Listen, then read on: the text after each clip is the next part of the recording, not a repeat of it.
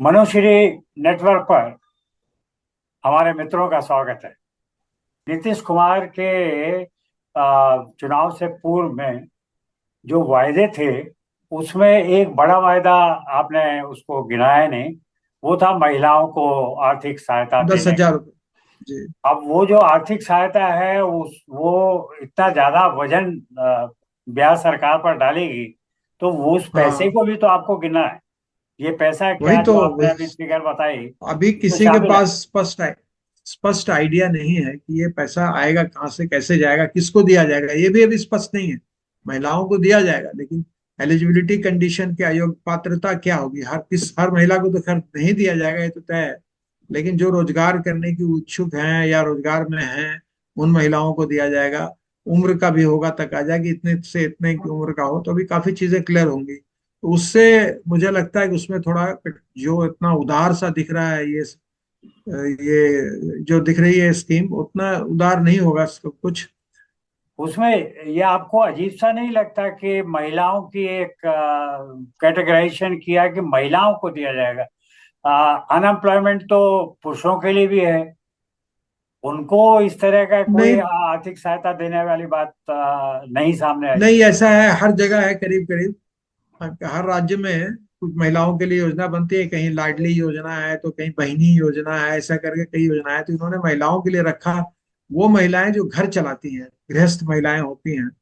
और बिहार, थोड़ा सा ध्यान रखें कि बिहार की सामाजिक स्थिति को देखने की कोशिश करें तो समझेंगे आप कि बिहार हरियाणा जैसा राज्य नहीं है, जहां महिलाएं दबी हुई हैं, पुरुष समाज में है, पुरुष समाज नहीं है। बिहार का मातृसत्ता समाज अभी भी है। बिहार में महिलाएं बहुत स्ट्रांग है, घर चलाती हैं, परिवारों में उनका दबदबा रहता है।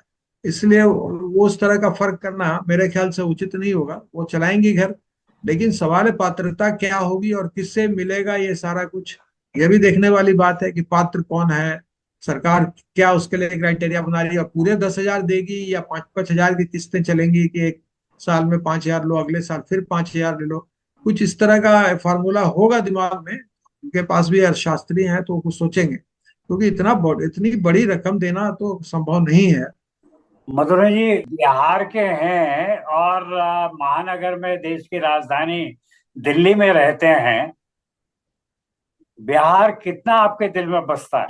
आप कितनी बार काफी बिहार बचता है जाते जी। हैं, बिहार के लिए कुछ करते हैं? बिहार ऐसा जाते है। रहते हैं, वहां से लोगों से मिलते हैं, उनको इंस्पायर करते हैं कि भाई कुछ करो, तुम लोग अपना काम शुरू करो। मैं सबको यही कहता हूँ, अपना काम शुरू करो। अगर आप अपना काम करोगे तो दो आदमियों को आप जो रोजगार दे दोगे। आप नौकरी करोगे तो कुछ नहीं होगा। आप ही अपना 10 से 5 काम करो और सोते रहो घर पर। वो नहीं, उससे बाहर निकलना होगा।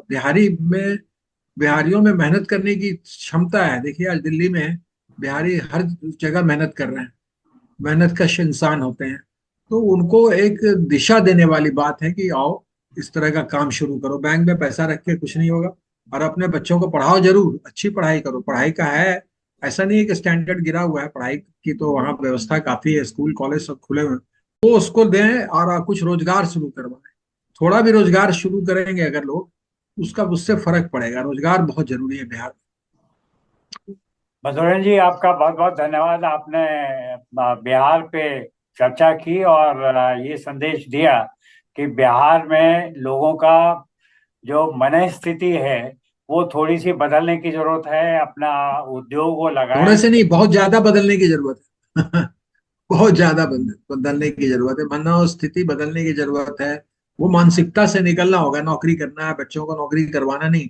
आप बच्चों को पढ़ाइए लिखाइए, उस योग्य बनाइए कि वो अपना काम शुरू करे और पैसे कमाए। मनुश्री नेटवर्क के माध्यम से अपने दर्शकों को ये बताना चाहेंगे कि बिहार यदि अर्थव्यवस्था में टेबल में अन्य राज्यों की तुलना में वहाँ पर कैपिटा इनकम कम है, तो वो स्थिति दूर हो सकती है यदि वहाँ के लोगों की ये मनस्थिति बदले कि उन्हें नौकरी की तरफ नहीं भागना, बल्कि अपने उद्योग स्थापित करने हैं। बैंकों से पैसा और सरकार की जो स्कीम्स हैं उनका लाभ उठाना है और आगे बढ़ना है। और जी हाँ। इसी में सरकार जो है वो उनकी मदद कर सकती है। मैं ठीक ठीक है। कह रहा हूँ? सही है। धन्यवाद। बिल्कुल सही कह रहे हैं आप। जी, धन्यवाद आपका। धन्यवाद।